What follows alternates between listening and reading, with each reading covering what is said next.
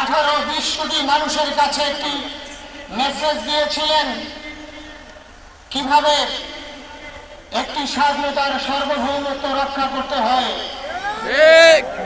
আজকের বড় পরিতাপের বিষয়, আমার বলার মতো কোনো অবস্থা নেই। আপনারা জানেন যে শরীফ ওসমান হাদির একটি বাচ্চা, মাত্র 8 মাস বয়স। ওর বাচ্চা যখন জন্ম হয়েছে আমাকে বলেছেন, ভাই আমার বাচ্চার জন্য একটি নাম নির্বাচন করেন, যেই নামের মধ্যে বিপ্লবী চেতনা থাকবে। আমার সন্তানের জন্য একটি নাম নির্বাচন করেন, যেই নামটা সাহসিকতার পরিচয় বহন করবে। আমি অনেক যাচাই বাছাই করে ওর সন্তানের নাম দিয়েছিলাম ফিরনাস, বিপ্লবী এবং সাহসী। সম্মানিত ভাইয়েরা, আজকের ওর সন্তানের চেহারার দিকে তাকানো যায় না। আজকের আমার মেয়ে প্রায় পাগল হয়ে যাচ্ছে, জ্ঞান হারিয়ে ফেলছে। আমার ভাই বোন তারা পাগল হয়ে যাচ্ছে।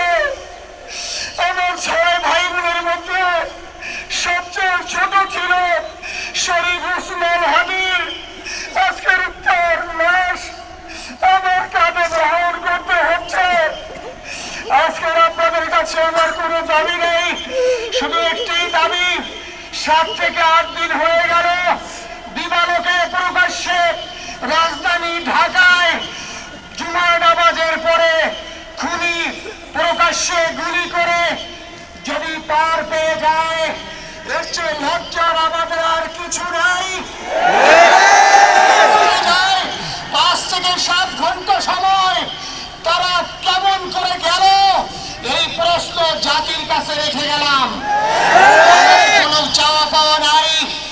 আমার ভাই ওসমান হাদি শহীদ হয়েছে, ওর শহীদি তামান্না ছিল।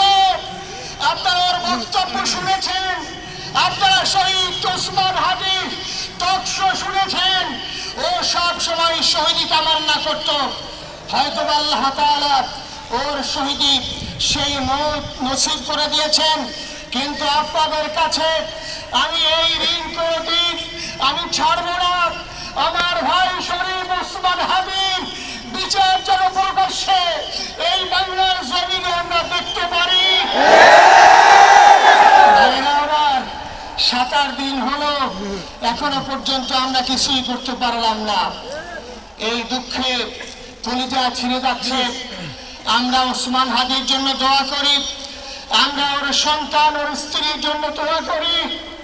ওর সন্তান মাত্র 8 মাস বয়স।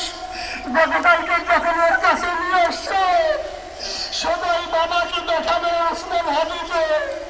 আমি বললাম কি লাভ হবে, ও তো কোনোদিন ওর বাবার চেহারা কথা বলতে পারবে না।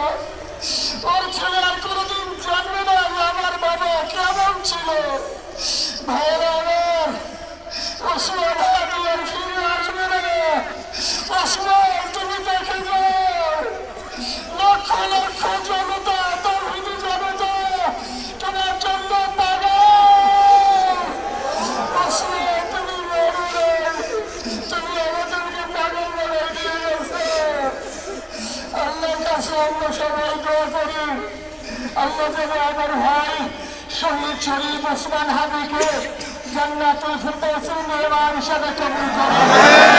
আল্লাহ তাআলার কাছে দোয়া করছি, তাই আল্লাহ তাআলা আমরা যারা বেঁচে আছি ইমানের সাথে স্বাধীনতার সার্বভৌমত্ব রক্ষা করে তৌহিদের দ্বীপ বাংলাদেশকে যেন আমরা রক্ষা করতে পারি, সেই তৌফিক আল্লাহ তাআলা আমাদের নসিব করুন। আপনাদের সবার কাছে দোয়া চাচ্ছি। আমার মেজো